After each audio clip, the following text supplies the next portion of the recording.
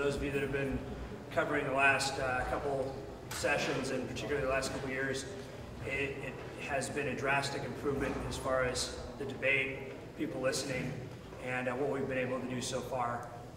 Where I am disappointed is that we have not had one substantive jobs bill come before us to have debated at all. And I think that that is probably the largest disappointment, especially after what has happened over the last couple years and where we are economically, that in the first half of the legislative session we haven't even been able to address that. It's been very interesting, the stuff that has come before us. You have anti-worker legislation, you have anti-working family, you have a war on workers, basically, that has been declared. And we're also beginning to squeeze some of our educators. And I think those two things, if you look at what we talked about at the very beginning of session, is disheartening that we're at that point now. So I hope that in the second half of the session that we can actually start debating some substantive jobs bills and start actually working towards creating jobs in this state and making sure that our children are the best educated that they possibly can be. So with that, I'll open up to questions for everybody. When you say war on workers, or how would you exactly phrase it, where do you see that? What bills? Well, I think that if you look at, we've rolled back civil rights. We have taken aim at making sure that those that are on the lowest of the pay scale can't actually see that rise throughout their employment, as far as with the escalator and the minimum wage. We took that out. You know, it's kind of hard to create jobs when you're squeezing workers. That's not exactly the best jobs policy to have. And I think that when we continue to do that, and we continue to talk about job creation being going after middle-class workers, going after working families, going after poor folks, going after the upper middle class. If I'm a small business owner in this state, I'm extremely worried because there aren't very many targets left. And I think that's where we're at this point. So what would be a substantive jobs bill?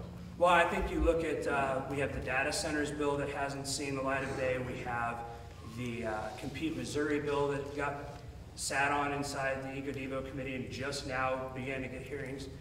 You have MOSIRA, which, you know, for those of us on the Kansas City side, we watched Kansas pass this in 2003, and they've been exponentially faster growing, and we have a great opportunity, and we have a great organization that's trying to make Missouri as attractive as possible. But when your neighbors have the tools and the legislature continues to sit on bills like that, it does become a problem. The Republicans have said that the Fix to Six was their jobs bill, their jobs agenda, and said promoted it as business organizations coming together and just pushing it. What are your thoughts on the Fix to Six, that whole? Well, again, I think it's very interesting that you would call job creation squeezing workers, reversing civil rights standards, going after wages, making it harder for those that are hurt at work to actually have some recourse to take care of themselves after they can no longer work. I think that's not exactly what I would call a job creator. I think it's more of a cost saver, but I don't necessarily think it's a job creator. You know, the Fix to Six program, you don't believe is job creation? I don't see it as job creation. I think it may make an environment that is more business friendly, but it definitely seems to be very anti-worker. Have you started hearing from any people who are upset or worried about the failure of to get these unemployment benefits extension passed? Absolutely. And you know, you look at every economic expert out there that sits there and talks about a 2-to-1 return on your investment for unemployment at the very least, your unemployment insurance dollars. The fact that we're holding that up and blaming it as being some big federal government deal and that it's actually China's money, it's our citizens' money. And that money is going to go to Michigan, that money is going to go to California. And quite frankly, you have a couple of senators led by Jim Lemke and Brian Nieves that want to make an argument out of this, and the education line. We have $189 million worth of education line that's being held up by the same group. and that money's going to go somewhere else inside the United States. We still have to pay for it, but it's going to be to our detriment that those senators are holding it hostage. And I think that if you had a rational conversation, as Rob Mayer did try to, even getting very creative by carving out Senator Lemke's district, and he wouldn't go for it, just is pretty telling as to what the actual mood of the debate on that is. And if they want to return the money to a couple of different states and harm our citizens, I think that's really sad. What impact could that have on the budget talks if the Senate rejects the $189 million? Well, I will actually let my budget guru here talk about the $189 million. Obviously, you're going to have some issues with the formula if it's not there. And if you have any enlightening words for us, Well, please. I mean, we're either going to have to, I mean, if the money doesn't come through this year, then there's going to be the shortfall next year. The money's there for this year, but it won't be for next year, and the idea was to move that money on through for next year. So the 189 would replace, like supplant the money that is expected to schools this year. So the real drop-off will be next year. Sarah, Jim Lemke's Sure. idea is that you'll find that money elsewhere in the budget, so he doesn't want to cut education. Is that even possible? Well, I'm glad revenue's up, but it's going to have to really start moving. And we're going to have to see some of those people out there making minimum wage, I guess, spending more money in order for our revenue to go up. I mean, I don't know if we can make up that much deficit. I don't know if we can or not. We're underfunding the formula now. We're underfunding colleges and universities. So, I mean, can we come up with 189 million?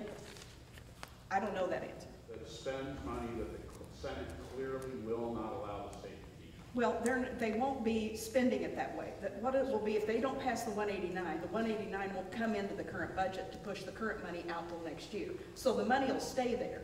Next year's where the problem will be. Right. Is that responsible to spend the money this year on education? You're dang right it is. That's the budget you're writing and that you'll be voting on in 2 weeks. And should we be spending Next that? year's the budget, and that's what I was asking, should the House act to, so that it knows what it wants to do on on how to cut? Right. Should the House go ahead and cut the 189 million, or cut whatever money we carried over to next year instead of sending a budget to the Senate where the Senate will have all the decisions on it? So that becomes our horse trading in